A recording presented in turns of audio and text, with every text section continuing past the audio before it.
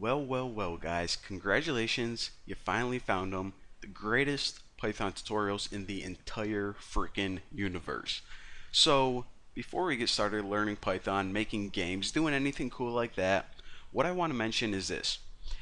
I'm guessing that you're watching these videos on either YouTube or my website, and if you try watching them on that little video player, then it's going to be hard to see what's going on. So, whenever you watch these videos, make sure you change the video size to full screen and also 1080 high def. My entire desktop is 1080 and I'm going to be recording the entire thing. So again, make sure to change it to 1080 and also full screen, and these videos are going to be crystal clear. So, now that you're done with that, simple enough, what is Python? Now, you probably already know what it is and you just want to learn it, but for some people who are just watching this video because they heard of it before but they aren't really sure what it is, it's a programming language that you can use for a ton of stuff. You can actually use it not only for like web development, but you can use it to make computer games, just, basic software for the desktop like this crap right here. And you can also use it to make like web crawlers. So say you have a website and you want to go gather the links or go to a website and download all the images really easy, you can do it for that too. So again, there's a bunch of awesome stuff regarding Python, and that's why it's one of my favorite. Actually, I will say it is my favorite programming language of all time. Alright, so enough about me rambling on, talking about whatever. Let's go ahead and start coding.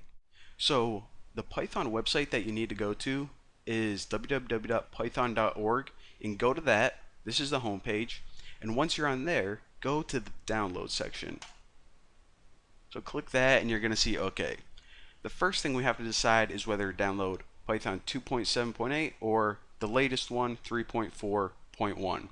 Now this is kind of old and it's becoming outdated, so I would highly recommend downloading Python 3.4.1. Why the heck not? Now whenever you download that, you're going to get this little thing right here, or wherever your downloads go to. So depending on what browser you use, it may be different to access your downloads, but if you go to Bucky, or your name's not going to be Bucky, but downloads, you're going to see you now have a file downloaded.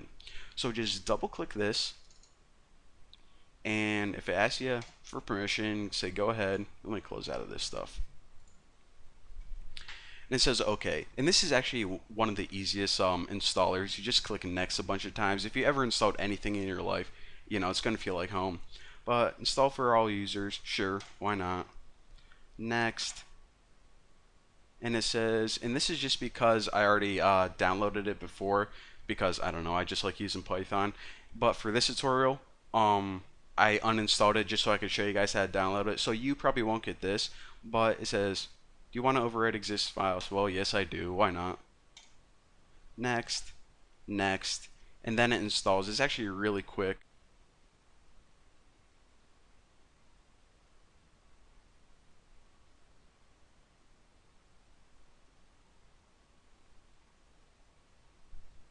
Alright, easy enough. I mean, hey, click like 2 buttons and now we have Python.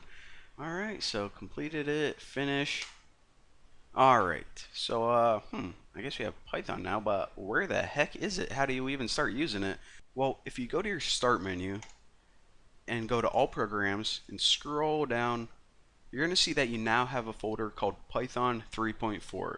So click that, and it has a bunch of crap in it right now, but what we want right now is this, the IDLE. This is just a nice little program that lets us test out things in Python.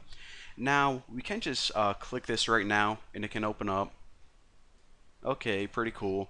But what I want to show you guys how to do is this. We're actually going to be using this a lot, so go back to that, and if you right click it, you can press send to desktop, and then it puts you, or gives you a nice little handy icon on your desktop. So hopefully this is going to be one of your most used programs for the future. So now we can just double click it and boom, check it out. So again, this is called the Python IDLE, or the Python shell, and it lets you test out really simple commands. It's great for learning Python from the beginning. Now I'm not going to be actually start teaching you anything in this command, but just so we know that everything is up and working, just type in a simple equation like 3 plus, I don't know, 4. Why not?